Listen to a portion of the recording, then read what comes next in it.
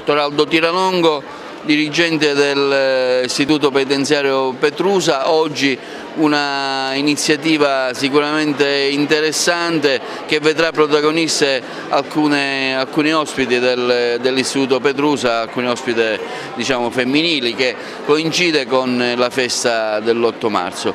Ecco, ci parli di questa iniziativa, chiaramente voi avete contribuito affinché tutto l'iter andasse a buon fine. Eventi lieti, eventi importanti per questo istituto, per le attività di miglioramento della struttura, per restituire a questa struttura dignità. Oggi è una giornata molto lieta, coincide con l'8 marzo, siamo alla prima teatrale, ma non ci sono smoking, non ci sono pellicce, non ci sono collane di perle, perché non siamo al Teatro della Scala, siamo al Teatro del Carcere Petrusa di Agrigento, e gli spettatori sono i familiari delle detenute, che sono venute qui ad assistere, immagino per la prima volta la mamma, la figlia, la moglie sul palcoscenico. Le attrici sono le detenute che portano in scena per la prima volta uno spettacolo che è la metafora della vita. La vita che ci insegna che purtroppo molto spesso ci fermiamo dinanzi alle apparenze e non andiamo oltre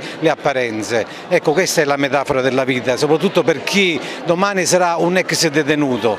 Non fermarsi dinanzi a questo stereotipo, ma andare oltre, vedere se quel soggetto, il percorso che ha fatto, che la sua voglia di reinserirsi nella società dopo aver scontato la pena e aver imparato di rispettare la civile convivenza nel rispetto delle regole. Si è conclusa da poco la rappresentazione teatrale Le brutte anatroccole, un evento che è stato particolarmente apprezzato, ha avuto grande successo, organizzato dal CPA, ma insieme anche ad altri, ma il CPA ha fortemente voluto questa iniziativa, scegliendo appunto tra le varie attività sociali di fare questo. Sì, è un ampliamento dell'offerta formativa, sono risorse che vengono dal MIUR in accordo col Ministero di Grazia e Giustizia.